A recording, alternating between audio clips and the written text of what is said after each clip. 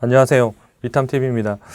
오늘의 소개해드릴 우량주는 IQVIA 홀딩스입니다. 아마 잘 못 들어본 분들도 많으실 텐데요. 티커로는 IQV라고 쓰고 있는데 여러분들하고 같이 한번 이 기업이 어떤 기업이고 어떤 사업을 하고 있고 현재는 어떤 실적들과 향후에 이제 미래 예상되는 어떤 주가의 흐름까지 한번 살펴보도록 하겠습니다.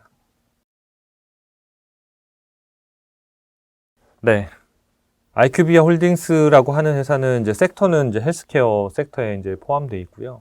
여기 보시면 이제 세계 최대 임상시험 수탁 기관 CRO라고 많이들 이제 쓰고 있는데 우리나라 제약사들도 이 회사에 해외에 진출할 때 의뢰하고 하는 것 같더라고요. 기사하면 이 회사 이름들이 좀 나오는 업체들이 있는 것 같습니다. 그래서 이 회사 같은 경우에는 2017년도에 헬스케어 관련된 데이터 분석 업체인 이제 IMS 헬스라는 회사랑 원래 CRO 회사인 퀸타일즈가 합병해서 이제 만들어진 회사입니다. 그래서 그 시점부터는 이제 합병해서 이제 전체적인 사이즈를 이제 키워 나가는데, 그래서 이제 헬스케어 데이터를 분석하는 쪽, 그리고 그걸 또 잘 활용해서 또 이런 이제 외부에 이제 임상 시험 하는 것들을 받아서 그걸 대신해 주는 거죠. 그러니까 대신해 주는 이제 업무들을 좀 하고 있는데, 뭐 대표적인 게 뭐 실험도 이제 임상 시험도 대신 해주고요. 1상부터 3상까지 뭐 그런 것들 대신 해주기도 하고, 그 다음에 이제 그런 뭐 예를 들어서 미국의 FDA의 승인을 받으려고 하면 어떤 형태의 이제 이 약물에선 어떤 것들이 중요하고 뭘 개발해야지 하는지에 대한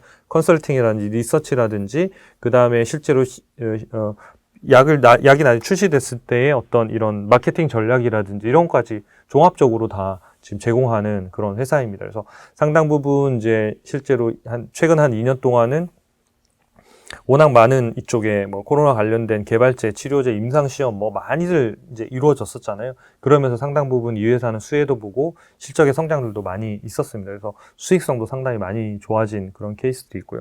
반면에 이제 성장률이 이제 앞으로는 조금 이제 원래 정상화되는 과정에서 아마 주가 조정이 이런 것들이 조금 일어나고 있는 상황인 것 같습니다. 그래서 같이 한번 내용들을 더 자세히 좀 보겠습니다.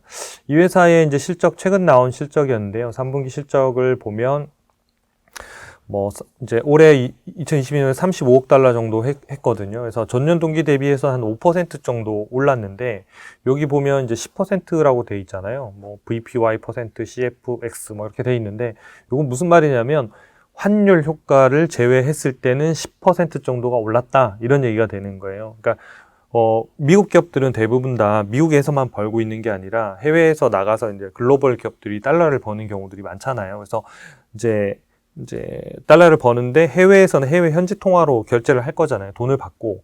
그 다음에 그걸 이제 달러로 바꾸는 과정에서 지금은 이제 달러가 워낙 강세를 보이고 뭐 이런 형태들이 되다 보니까 다른 나라의 통화를 갖다 달러로 바꿀 때 금액이 떨어지는 거예요. 그러니까 조금밖에 안 들어오는 거죠. 그러니까 그런 정도가 지금 영향을 주고 있기 때문에 뭐 그걸 제외했을 때는 한 10% 우리 회사 성장한 거다, 우리 잘한 거예요 라고 얘기하는 거예요.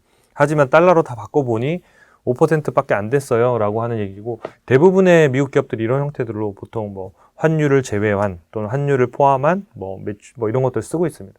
나중에 환율 부분이 대부분 안정화되면 아마 그 부분도 빼겠죠. 지금은 그 차이가 크니까 기업의 본질을 좀 보라고 해서 이제 이 부분들을 좀 반영을 하고 있는 그런 상황들입니다. 그래서 회사의 사업 부분은 크게 이제 두 개로 나눌 수 있는데요. 리서치하고 이제 개발 솔루션을 이제 하는 쪽이 한 55% 정도 되고, 그다음에 기술과 분석 솔루션을 제공하는 데가 한 45% 정도 됩니다. 그래서 기업들이 뭐 임상시험을 혼자 다체적으로 하기보다는 이런 좋은 컨설팅 업체들, 데이터를 가지고 있고 이런 회사들하고 협업해서 수탁해서 본인들의 어떤 상품들을 최종 단계에 완성시키고 등록하고 판매까지 하는 이런 형태의 위탁들을 제공하는 회사입니다. 최근에 1년 동안의 주가를 좀 살펴보면 이렇게 계속 이렇게 좀 하락하고 있는 추세예요. 그러니까 고점은 계속 낮아지고 저점도 같이 낮아지는. 그러니까 대표적으로 이렇게 하락으로 떨어지는 이제 주가인 거죠. 그 전에 얘는 이미 주가가 많이 올랐어요. 그러니까 대부분이 2020년, 21년도 뭐 주가 많이 뭐 최근에도 많이 빠졌습니다만은 이 회사는 최근 들어서 조금 조정이 있는 편인 거예요. 보면 이렇게 쭉 보면 이렇게 여기도 여기 선을 그어놨네요, 그렇죠? 이게 저점이고 이게 고점을 이은 선이잖아요. 그럼 그 안에서 지금 보면 쭉 떨어지고 있어서 지금 현재 있는 시점은 훨씬 더 조정도 받을 수 있는 그런 시점인 거예요. 그래서 뭐 얼마든지 뭐 더 떨어질 수도 있고 이런 열어놓는 상태에서 보시는 게 좋을 것 같아요. 왜냐하면 그 내년도 실적 자체가 뭐 과거의 성장률만큼 나오는 그런 상황들은 아니기 때문에 그 성장률이 낮춰진 지점에서의 어떤 컨센서스가 이루어지는 주가 조정들은 좀 있을 가능성이 있기 때문에 그런 부분들과 밸류에이션 이런 것들 다 적정히 좀 잘 보셔가지고 판단하시는 게 좋을 것 같습니다.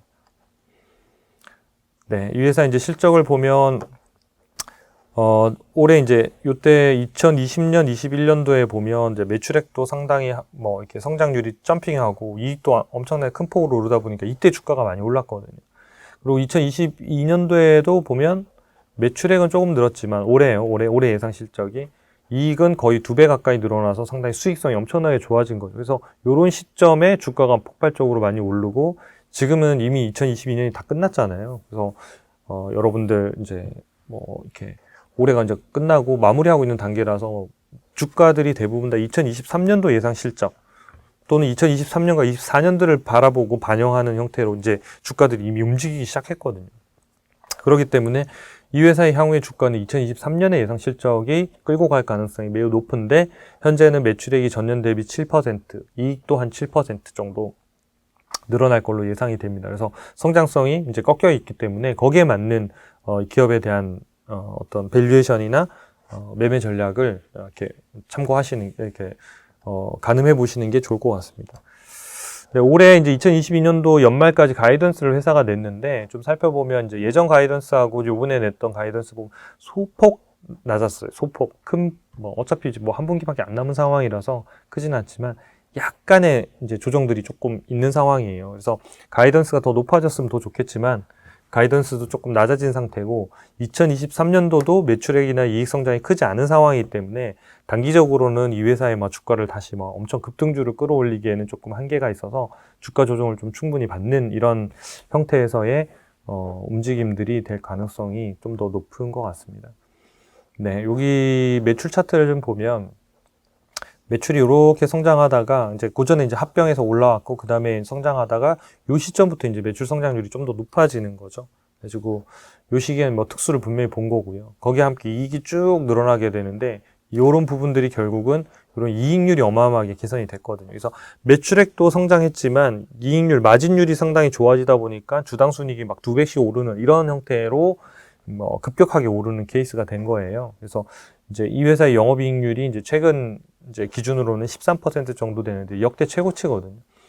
근데 이게 과거의 이익률로 보면 회사의 영업이익률 자체가 굉장히 높은 이런 회사는 아니에요. 그러니까 낮기 때문에 지금 여기에서 영업이익률이 더 개선되는 게 아니라고 지금 보여지거든요. 2023년도 데이터만 하더라도. 그렇기 때문에 앞으로는 이제 뭐 이익이 막 급증하거나 이런 구조가 최소한 2023년도에 보기는 쉽지 않을 것이다. 그래서 이제 거기에 맞는 전략들을 좀 세우는 게 좋겠습니다. 경쟁사 현황을 좀 살펴보면요. 뭐 이렇게 딱 맞다고 볼 수는 없어요. 여기는 이제 그런 이제 임상시험 수탁하는 데들이고, 뭐 서머 피셔 사이언티픽 저 개인적으로 되게 좋아하는 회사인데, 이렇게 뭐 어떤 뭐 이렇게 회사들이 이제 병원이나 이런 데서 뭐 시험할 때도 그렇고, 뭐 진단 때 필요한 키트라든지 뭐 이런 테스트기라든지 이런 것들을 막 납품하거든요. 이게 다 소모성 제품이라서 그거 쓰고 나면 다 버려요. 계속 이제 뭐 이렇게 사다 써야 되는 거죠. 우리가 프린터에서 레이저 프린터에서 통 이거 뭐 이렇게 껴야 되잖아요. 계속 이게 빠지면 다 쓰면 써야 되듯이 그런 소모품을 제공하고 있는 회사이기 때문에 상당히 이런 회사들은 좋은 그러니까 계속 팔 수 있는 거죠. 계속 팔 수 있는 거. 그러니까 이제 우리가 요즘은 지하철에 없습니다만은 지하철에 보면 뭐 요즘 젊은 세대들은 거의 모를 수도 있겠지만 예전에는 지하철에서 뭐 이렇게 팔던 분들이 계셨거든요. 뭐 지나가다 뭐 망치도 팔고 뭐 희한한 것도 팔아요. 근데 그 파는 물건 중에 제가 제일 의아했던 게 이런 거예요. 영구적인 제품 있잖아요. 영구적인 제품. 저런 거는 만들면 안 될 것 같은데 왜냐하면 영구적으로 한 번만 사면 끝나는 거잖아요. 그러니까 계속 뭔가 소모되고 이렇게 팔리는 게 제일 좋잖아요. 저희 하물며 핸드폰이나 이런 것들도 쓰다 보면 적당히 한 3년 정도 되면 되게 느려지고 5년 되면 왠지 이거 고장이 난 것 같고 이런 느낌을 또 바꿔야 되는 상황들이잖아요. 그러니까 새로운 상품이 아니더라도 기존의 것들을 계속 대체할 수 있는 서비스를 만드는 회사는 되게 좋은 서비스의 모델을 가지고 있다고 생각하거든요. 뭐 그런 면에서는 TMO라고 하니 서머 피셔 사이언티픽은 장기적으로 상당히 좋은 비즈니스 구조를 가지고 하고 있다고 생각합니다. 시청도 뭐 IQVIA 홀딩스하고는 비교도 안 될 정도로 높죠. 한 5배 이상 높고, 이 다나와라는 회사도 되게 좋은 경쟁력을 갖고 있는 회사입니다. 그래서 이런 회사들은 언제든지 좀 가격대가 잘 맞으면 이렇게 좀 장기간 이렇게 투자해도 충분히 괜찮을 만한 우량주에 속하는 회사라고 생각합니다. 내년도 성장률들은 다 낮아요. 보면 이제 제약이나 이런 쪽들이 다 대부분 좀 낮은 편이 많이 나오는데, 워낙 2020년, 21년도에 수혜를 많이 보다 보니까 그런 형태들이 낮아지고 있거든요. 우리나라 기업들도 보면 뭐 코로나 진단 관련된 키트 만들던 회사들이 막 매출액이 뭐 5배, 뭐 이익은 막 몇십 배 오르면서 주가도 막 폭등하고 이랬는데, 내년도의 실적들이 지금 다 꺾여 있는 상태거든요. 몇십 프로씩 빠지는 걸로 다 나오거든요. 이게 정상화되는 과정이거든요.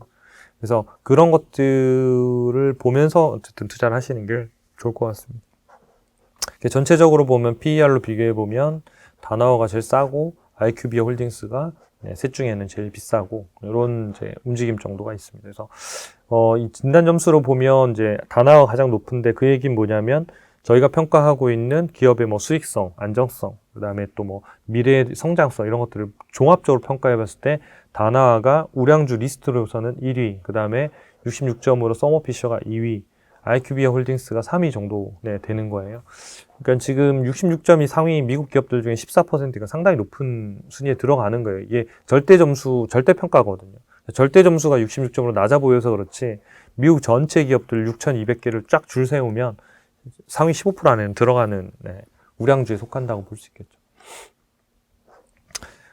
이건 뭐 아까 앞에 있는 점수 그대로고, 여기에서 보면 성장성만 조금 서로 점수가 좀 다르죠. 근데 다만 그러니까 대부분 다 낮죠. 여기 1.6점, 5점 만점에 이제 서머피셔 사이언티픽하고 다나와는 매출 성장이 거의 없다 보니까 거의 0점에 가까운 이런 형태들인데, 반대로 그 외에 이제 항목들을 보면 거의 다 만점에 가깝게 있죠. 다나와도 그렇고 다나와도 그렇고 서머피셔도 그렇고 상당히 뭔가 가치주 관점에서 상당히 뭐 이런 좋은 기업들인 거는 분명히 합니다. 근데 이제 그동안 이제 고속 성장한 거에 대한 주가 조정들이 지금 있는 상황이기 때문에 그런 것들이 조금 끝나면 얼마든지 좀 길게 보고 투자해 볼 만한 리스트에 충분히 들어갈 만한 기업이라고 생각합니다. IQVIA 홀딩스만 먼저 좀 살펴보면요. 적정 주가가 지금 현재 $300 정도 수준이고, 현재는 $201. 그래서 이제 주가가 지금 계속 빠져서 지금 조정을 받고 있는 요런 이제 수준들이거든요. 그래서 현재는 뭐 한 $200 정도 수준인데, 그러니까 요 회사의 적정 주가는 그러니까 조금, 그러니까 올라가기는 쉽지 않아요. 그러니까 내년도에도 어쨌든 이익 자체가 거의 7% 성장으로 잡혀 있기 때문에 현재 있는 적정 주가가 더 올라가기는 쉽지는 않겠습니다만은, 좀 많이 빠지면 이제 적정 주가의 괴리 때문에 튀어오를 수 있는 부분들은 좀 있을 수 있을 것 같아요. 근데 이제 다른 기업들하고 비교하면 상대적으로는, 그러면 우리가 뭐 투자할 수 있는 기업이 뭐 무한정 있는 건 아니니까, 만약에 여러분들이 만약에 뭐 한 5개에서 10개 기업을 투자해야 된다 그러면 IQVIA 홀딩스 자체를 지금 시점에 투자하는 거는 뭘까요? 그냥 자원의 효율적 배분이라는 측면에서는 뭐 그냥 그럴 수 있을 것 같다. 그러니까 좋은 기업이지만 뭐 굳이 내 포트 5개, 10개 안에 넣어야 되나? 뭐 이런 상황이라서 좀 더 확실히 가격이 매력적으로 확실히 빠지거나, 아니면 모멘텀이 좀 실적에 대한 것들이 조금 더 살아나거나 가이던스가 바뀌거나 이런 것들을 조금 기다려 보는 것도 좋을 것 같습니다. 여러분들 IQVIA 홀딩스까지 우리가 봤는데요. 이제 올해도 며칠 안 남았습니다. 여러분들 한 해 동안 정말 수고하셨고, 특히 미국 주식 시장이 너무 어려운 시장이라 가지고 올해는 뭐 지수도 그렇고 다 어려웠죠. 그래서 너무 고생하셨다는 말씀 드리고, 내년에는 모두 미국 주식으로 대박 나시기를 기원하겠습니다. 크리스마스 잘 보내시고 또 새해 복 많이 받으시기 바랍니다. 감사합니다.